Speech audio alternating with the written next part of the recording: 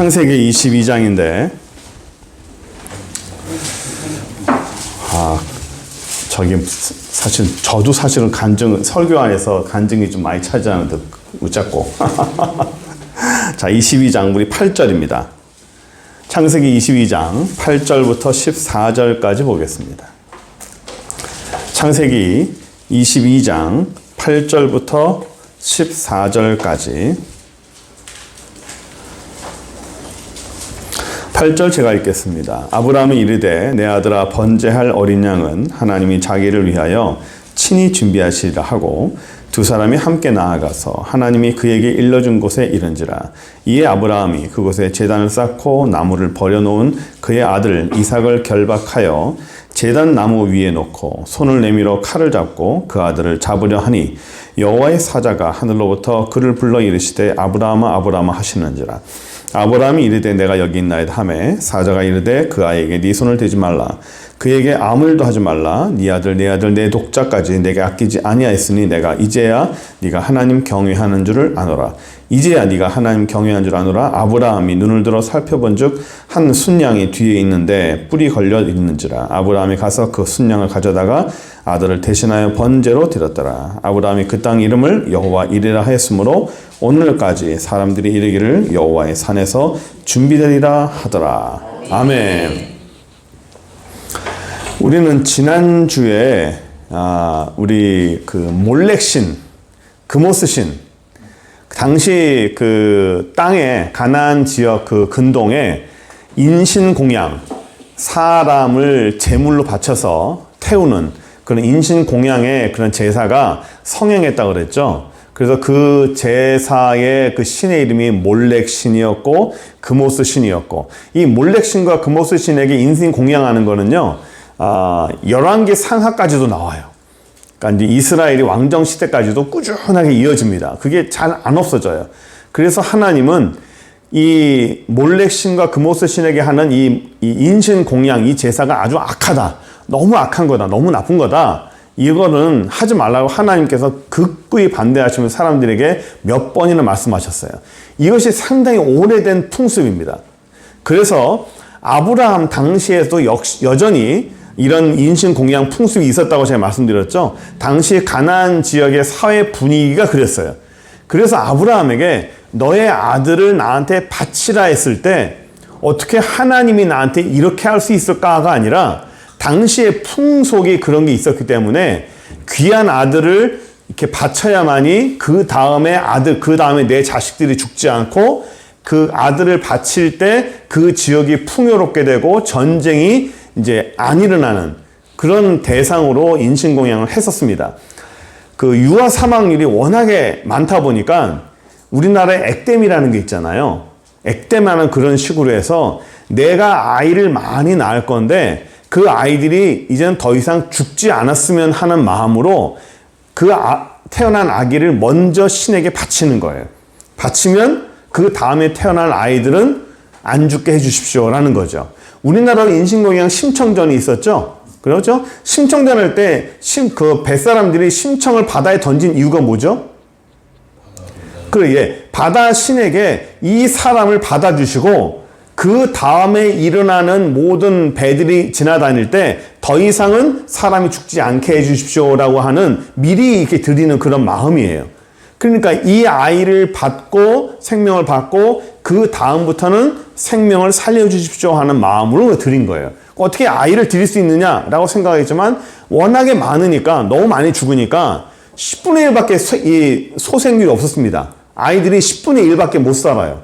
그러니까 우리나라도 처음에 아이들 100일 잔치했죠. 100일 잔치를 했었던 이유는 100일이 되기 전에 수많은 아이들이 많이 죽었어요. 그러니까 100일을 넘겼으면 일단은 어느 정도 산다라고 보는 거죠. 그리고 도를 넘기면 얘는 이제 성장한다라는 거죠. 1년 넘기기가 쉽지 않고 한 달 100일을 넘기기가 쉽지 않았어요. 옛날 고대도 똑같았고요. 유아 사망률이 워낙 심했고, 그래서 하나님께서 요구하시는 말씀하시는 것은 나는 사람을 드리는 인신 공양하는 그런 몰렉신이나 그모스신과는 다른 여호와라는 거예요. 그런 하나님이 아니라는 걸. 아브라함에게 먼저 보여주시는 것이고 또 히브리서에 나타난 것처럼 다시 살릴 것을 아는 아브라함의 믿음을 한번 달아보신 것이고, 그러니까 성경에는 이런 드러나는 것만 나와 있지만 그런 문화적으로 이런 것이 있다라고 여러분들에게 말씀드리는 겁니다. 그 또 하나는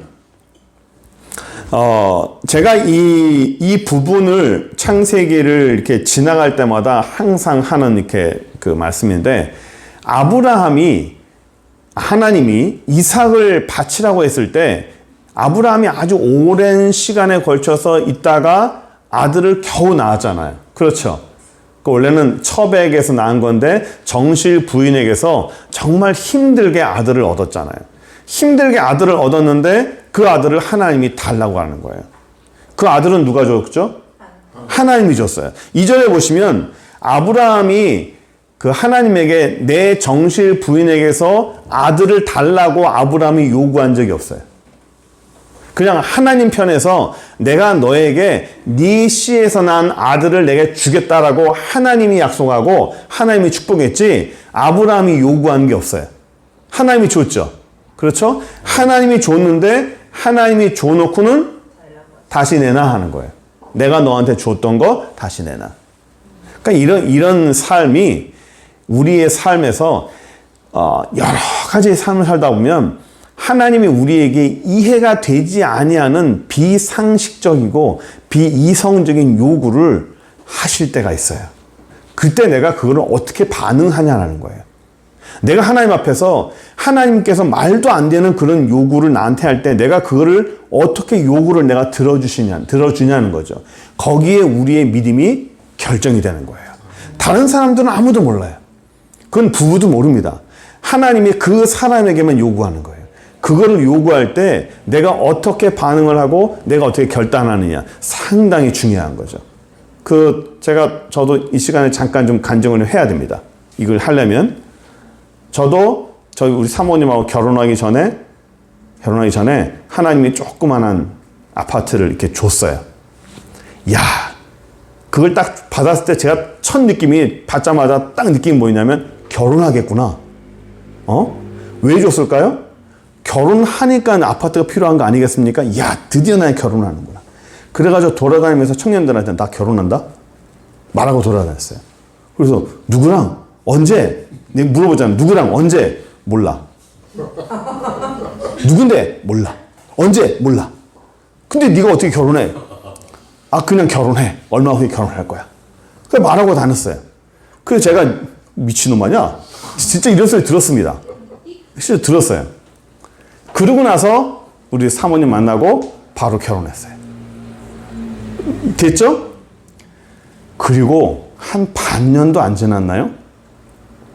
새벽 기도를 하는데 하나님이 이따만 손이 있죠. 손이 이 교회보다 넓은 손이야. 제 눈앞에 탁 갖다 대면서 내가 너한테 준 아파트 내놔. 그러는 거예요.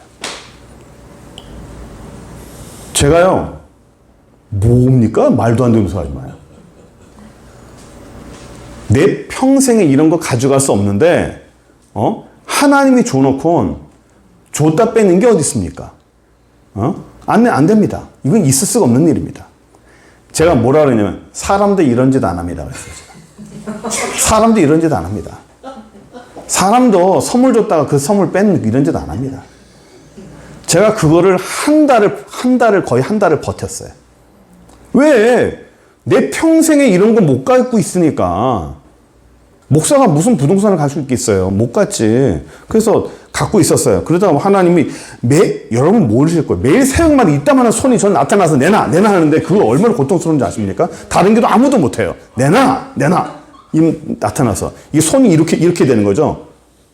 거꾸로 이 손 탁 내놔. 내가 너한테 줬던 거 내놔. 그래서 거의 한 달 만에 제가 알았습니다. 가져가세요. 하니까 하여튼 그때 뭐 얘기하기 힘들지만 되게 시끄러웠어요. 시끄러워서 결국은 사라졌어요. 그리고 1년 후인가 2년 후에 또 생겼어. 그 역시 하나님은 그냥 없어지는 분이 아니야. 주시는 분이겠지. 또 내놓으래. 또 사라졌어요.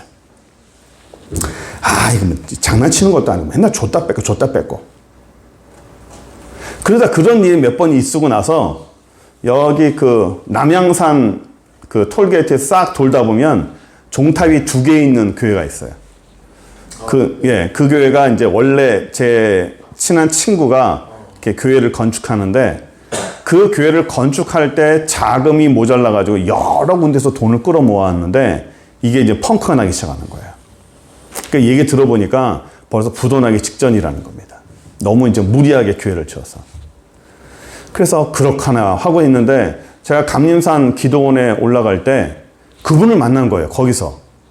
그래서 뭐 반갑게 인사하는데 저보고 딱 그러는 겁니다. 목사님 저한테 명의 좀 잠깐만 빌려달래요. 제 명의를 빌려달래. 명의 빌려서 뭐 할 거야? 명의 빌려서 돈 융자하겠다는 거죠. 제 명의를 빌려달라는 거예요. 그래서 제가 순간 고민하면서 제가 좀 기도하러 올라가서 본당 올라가서 기도하고 제가 말씀드리겠습니다 하고 놓고 제가 올라갔어요. 올라가서 기도하는데 하나님이 뭐라고 그러냐면 명의 주라는 거예요. 명의를 주래요. 아니 주님, 지금 저 사람이 부도나기 직전입니다. 제가 보니까 벌써 부도나기 시작하는데 제가 명의를 주면 이거 10중 8구 부도납니다. 그럼 저는 빚쟁이가 됩니다. 하나님이 줘라 그러는 거예요. 내가 부도나면요. 아무 말씀 안 하죠. 줘라. 그래. 죽이든 살리든 알아서 하십시오. 하고 기도 끝나고 내려와서 그분이 그새 가셨더라고. 그 전화를 했어요. 목사님, 제가 목사님에게 제 명의를 빌려드리겠습니다. 이거 쉬운 거 아니에요? 예? 빌려드리겠습니다. 했더니 그분 전화하신 말씀이 목사님 괜찮아. 아까 목사님 들어가시고 나서 얼마 후에 바로 해결됐어. 그러니까 제가 본당 올라가서 기도 시작할 때 이미 해결된 거야. 해결됐는데 하나님은 저한테 모른 척하고 주라 한 거예요. 아멘. 네. 그럼 뭐 한 걸까요? 맞아요. 테스트 한 거예요. 예? 저는 명의를 준 건가요? 안 준 건가요? 결과적으로. 안 줬죠? 안 줬지만 하나님 앞에서는 뭐 한 거예요? 하나님 앞에서 준 게 된 거예요. 하나님 앞에서 믿음에서 결정을 한 거예요. 그래서 뭐지? 또 그러고 지났어요. 그러고 나서 또 몇 년 후에 이게 마지막에 하나님이 야, 너 어느 목사 알지? 예. 그 목사가 교회를 나오게 된다. 그 집에 애들도 많다.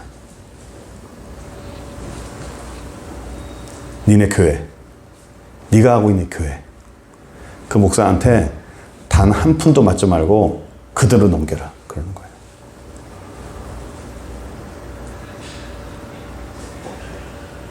이건 또 뭐야? 여러분, 교회가요, 건물만 있는 게 아니라 이 안에 있는 모든 비품 이런 것들이요, 이거 다 하려면 거의 한 1억이 들어요. 제가 말을 못했어요. 한 푼도 맞지 말고 그대로 넘기라는 거예요. 그래서 제가 속으로, 저는 어떻게 합니까? 너는 내가 다른 임지로 보내주겠다. 그래서 제가 뭐 지나온 것도 있고, 뭐 하라면 하니까 알았다고. 한 푼도 받지 않고 그대로 넘기겠다고. 그래서 끝났으면 좋았어요. 하나 더 그러시는 거예요. 하나 더. 네가 현재 살고 있는 집. 그 목사님에게 한 푼도 받지 말고 넘겨라. 이거는 문제가 다르죠. 예? 이건 문제가 달라요. 왜일까요? 예, 가족이 있어요. 그리고 저희 집에는 무서운 사모님이 계셨습니다. 이건 저 혼자 결정할 문제가 아니었어요. 제가 그때는 알았어요. 이건 저 혼자 결정할 문제가 아닙니다. 이건 저 혼자 판단할 문제가 아닙니다. 이거는 쉽지 않습니다. 그래서 제가 뭐라 했냐면, 그럼 저는 어떻게 합니까? 교회도 한 푼도 받지 않고 넘기고, 집도 한 푼도 받지 않고 넘기면 저는 어디로 갑니까? 그때 뭐라 하셨냐면, 사택이 있는 임지로 보내주겠다는 거예요.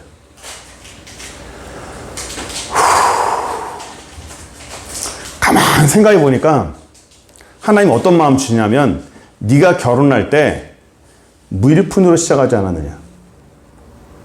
네가 결혼할 때 많은 재산이 있었느냐? 그 모든 것을 누가 줬느냐는 거죠. 이 모든 걸 누가 줬느냐? 예, 하나님이 주셨어요. 그러면 이 모든 건 누구 거냐예요? 하나님 거죠.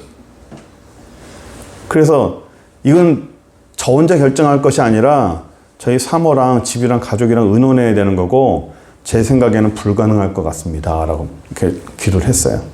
그때 우리 하나님 뭐라 하시냐면 나는 너한테 물어본다. 제일이요? 다른 핑계 대지 말고 나는 너한테 물어본다. 어떻게 할 거냐? 돌겠대. 그게요, 하루 밤새 이루어지는 일이에요. 제가 밤새 잠 못 자고 기도하면서 일어났어요. 언제인지 모르겠어요. 한 새벽 3시쯤인가 제가 고민하다가 예, 알겠습니다. 교회 한 푼도 받지 않고 다 넘기겠습니다. 사택 한 푼도 받지 않고 다 넘기겠습니다. 그랬더니 뭐라는 줄 아십니까? 그 전까지는요, 제가 뭐 하나님 뭐 달라면요, 한 달 내에 없어졌어요. 뭐든지 달라면 예, 가져가십시오. 한 달 만에 없어졌어요. 근데 다 가져가십시오 하고 했더니 우리 하나님 하실 말씀이 그래, 이제 됐다 그러시는 거예요. 이제 됐다. 그리고는 그 다음부터 제가 가진 거, 뭐 소유권 이것에 대해서 내놓으라는 말씀 한 번도 안 하셨어요. 왜냐하면 어떤 것이 원하시면 전 바로 내드리니까. 고민하지 않아요. 그때 제가 하나님한테 했던 소리친 게 있었어요.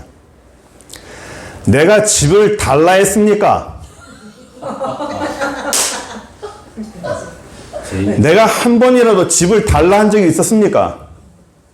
하나님이 좋아서 줘놓고는 이 뭡니까 이게? 내가 뭘 달라 했어요? 내가 돈 달라 했어요? 집 달라 했어요? 뭐 신부 달라 해서 결혼시켜 달라 해서 아무것도 안 했잖아요. 왜 하나님이 좋아서 줘놓고는 나 뭐 달라 그러냐고. 이게 무슨 경우냐고. 제가 화를 좀 많이 냈어요. 사람도 이런 짓은 안 합니다. 하나님이 돼가지고 이게 뭡니까? 그때 하나님이 뭐라 하시냐면 이 본문 말씀을 얘기하시는 거예요. 이때 아브라함이 이삭을 바칠 때 그가 내게 어떻게 했느냐 그러시는 거예요. 아브라함이 이삭을 바칠 때 그가 내게 어떻게 했느냐. 아브라함이 이삭 달라 했어요? 그러면 안 했잖아. 근데 하나님이 이삭을 달라 할 때 아브라함은 어떻게 했어요? 순종함으로 드렸잖아요. 얘가 어떤 아이인데, 이 아이가 내 인생의 어떤 아이인데, 열이 있는 것도 아니고 단 하나 있는 건데 이걸 달라 그래요? 아브라함은 고민하지 않았어요. 하나님께 드렸다고요. 그래서 제가 그 전까지는 고집 피우다가 이 말씀에 제가 굴복한 거예요. 아브라함 그가 내게 어떻게 했느냐. 순종했거든. 그래서 예, 맞습니다. 저도 순종하겠습니다.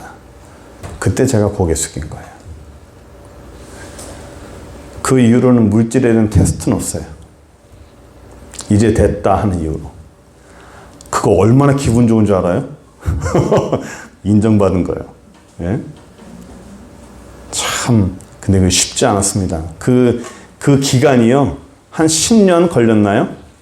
한 10년? 한 7년, 8년? 예. 한 10년 정도? 그 기간 동안에 그 일들이 벌어졌어요. 이제 됐다 할 때까지 정말 많은 어려움들, 결단이 있었습니다. 저는 지금도 고민을 안 해요.